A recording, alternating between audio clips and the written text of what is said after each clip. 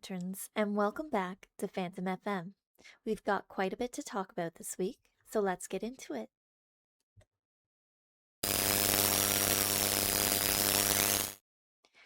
My WoW week started with Blood Jared and me attempting to run a key this week, and we failed miserably.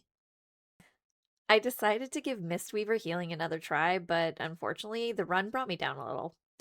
I'm still really not enjoying the changes to monk healing, and obviously one failed key doesn't mean the entire class is bad, but it reinforced a lot of the things that I already wasn't enjoying. So I think my monk may be retiring from healing for now. I'm not retiring the character completely, she just might be moving into a more DPS or tank role instead. Thankfully, there's still maybe some hope for my healing roster though, because I finally read through the upcoming Restoration Shaman changes, and they actually look pretty good.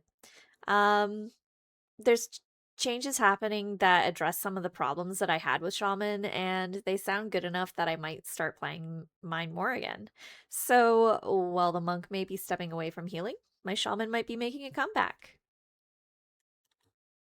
After the key, we did some time walking to work on Turbulent Timeways. I've now completed 3 of the required weeks, but I only had to complete 1 dungeon this week for my achievement to move from 2 out of 4 to 3 out of 4. That led to a bit of a debate between me and Deamonic. Deamonic thinks it was a glitch. I think it's working as intended. The way I understand it, once you build 4 stacks of knowledge of the timeways, you receive the Mastery of the Timeways buff. That timer freezes when you log out of the character. So if you leave that character parked with the buff still active, you can log in after the next weekly reset, complete 1 time walking dungeon, and refresh the buff. That should count as another completed week. At least that's what happened to me. Demonic still thinks I glitched it. I think I cleverly used the buff exactly as it was designed. So I want to know what you think. Is preserving the buff a legitimate trick, or am I exploiting a glitch? I've parked the character with the buff again, and I'm going to try the same thing after the next reset. If 1 dungeon moves my achievement from 3 out of 4 to 4 out of 4, we'll have our answer next week. Although knowing Demonic, he'll probably still say I glitched it.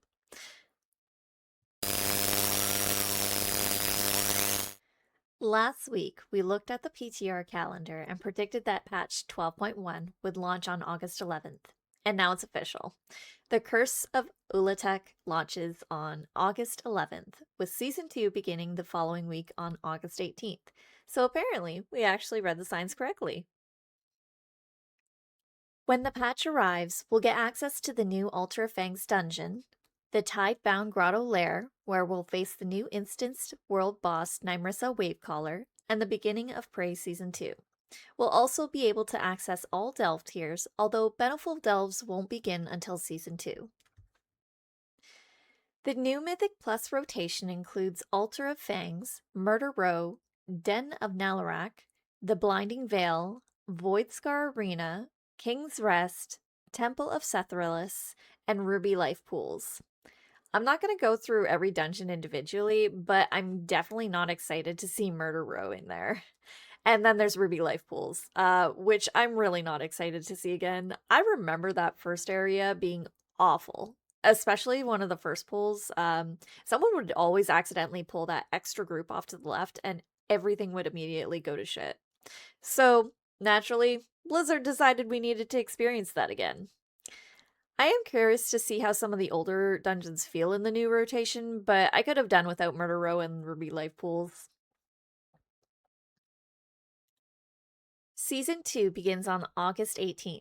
That brings the new Venomous Abyss raid, with Normal, Heroic, Mythic, and Raid Finder Wing 1 all opening together. Mythic Plus PvP Season 2, Bountiful Delves, Delve Keys, and Season 2 Great Vault rewards are also beginning that week. Prey gets its Nightmare difficulty and Curse of the Isle, while Tidebound Grotto opens on Normal, Heroic, and Mythic difficulties. After that, the remaining raid content opens gradually. Raid Finder Wing 2 and Story Mode arrive the following week, followed by Wing 3 and then Wing 4 over the next 2 resets. Raiding might be a little harder for me this season because I don't really have a guild anymore. I can always try pugging, but we all know how much I enjoy doing that. Um, I'm still hoping I'll get to experience some of the raid. I'm just not entirely sure what that'll look like yet. Um, there's a lot coming quickly, so I'm glad we finally have confirmed dates. We also got a look at some of the rewards available in Season 2. Breath of Blight is the Keystone Master mount for reaching a Mythic Plus rating of 2000. Breath of Ruin is the Keystone Legend reward for reaching 3000. I like having two different versions available, although whether I'll manage to reach either rating is another question, especially if I'm still deciding which healer I actually want to play. There's also the Primeval Skyfriend, which drops from Mythic Ulatek. I really like this one, although getting him from Mythic is going to be a challenge. Another feature coming in 12.1 is housing blueprints. You'll be able to save different layouts for your house and switch between them. You can save an entire build, only the interior or exterior, or even an individual room. You'll also be able to share blueprint codes so other players can copy your layouts. If you want to, you can allow people visiting your house to access your blueprints directly. The game will then show them which pieces they already own and which ones they would need to collect. I think this is a really good addition. Some people are going to create incredible houses, and being able to share those designs makes housing so much more accessible for players who may not know where to begin. There's some faction restrictions though. Horde and Alliance homes use different exteriors, so you can't simply take a complete Horde exterior and import it into an Alliance house, or the other way around, which makes sense. But it's still something to keep in mind when you're looking at builds to copy. We also got a look at the trading poster rewards for August, and I'm pretty excited for some of them. The Hateforge Blade Cycle is returning. It was originally available through a Mountain Dew promotion, but the promotion was only available in the States. Deamonic ended up getting the cycle for me through a friend, so I was still able to get it. Apparently, I forgot about that because when I saw it on the trading post, my first thought was like, "Oh, I still want that." Then I realized I already had it. So at least that saved me some trader's tender, which is nice. The Grandmaster's Royal Board is also returning. At first I thought I already had this one too, but I actually own the Grandmaster's Prophetic Board. The Royal Board is basically a different skin of the same flying board mount. Knowing me, I'll probably still get it. Then we have the Badlands Buzzard. It's not exactly the prettiest mount I've seen, but do I want it? Obviously. I mean, mount collecting, right? There's also some cowboy-themed transmog pieces and some other pieces that are really pretty. Oh, there's a gun that I might pick up for my hunter. I still want to do more with that character, so naturally buying another weapon appearance is the first step towards actually playing her.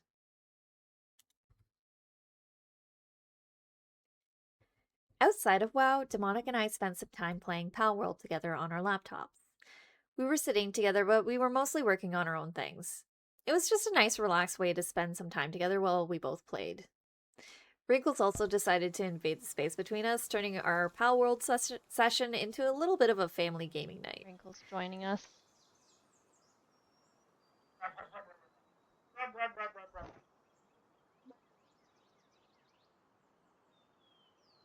Say hi. Hey.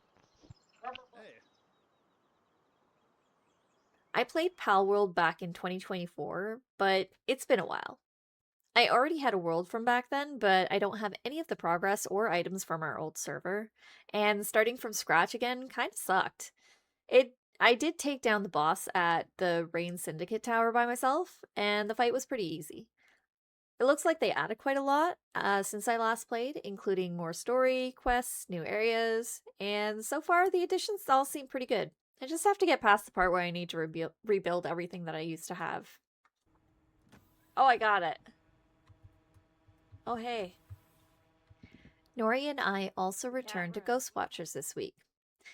I played the game before, but it has received so many updates since then that coming back almost felt like playing a new game.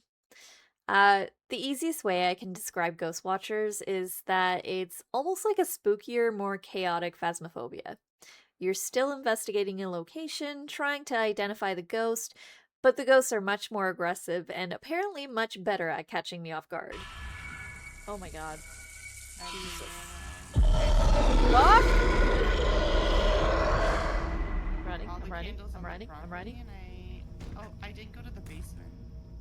Alright, silver bomb. It managed to get a couple of really good jump scares out of me. They're so cute. They are creeping me out right now.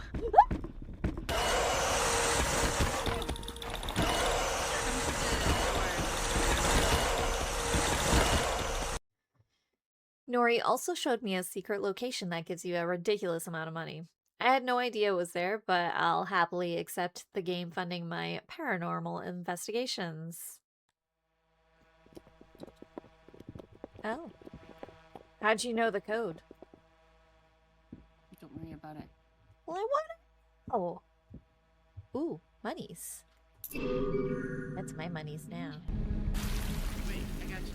Oh, so there is a thing where, dying by, the rain.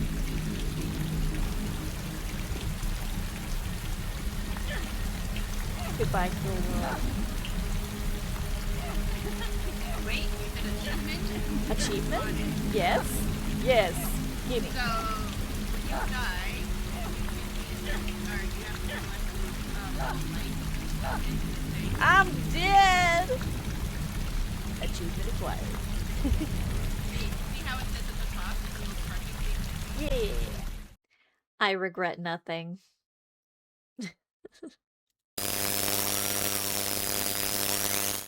For this week's night shift, Nori and I took on Phasmophobia's hide-and-seek challenge, and despite the name sounding almost playful, this was not an easy challenge.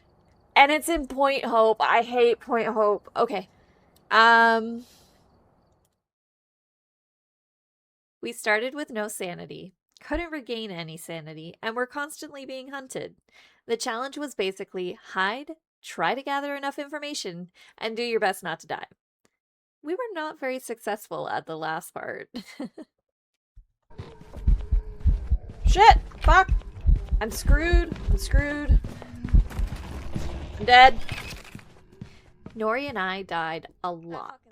During one of our attempts, we encountered the brand new ghost. Oh my god. Alright, you got it circled? Yeah. I'm guessing yes. Done!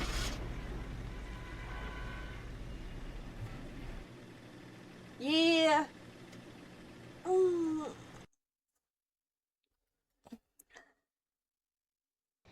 Welcome back. I've prepared some jobs for you. Didn't I say it could be the new ghost? I said it could be the new ghost. God damn it.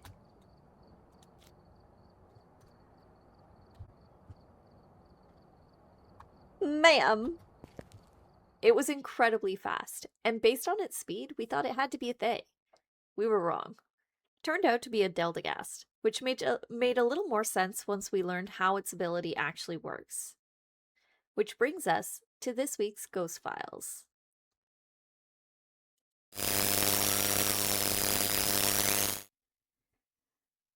The Deildegast begins as a very fast ghost, but players can weaken it by moving or throwing different objects around the map. The more unique objects players disturb, the slower it can become during later hunts. The changing speed can make it look a lot like a Thay, which naturally becomes slower and less active as it ages.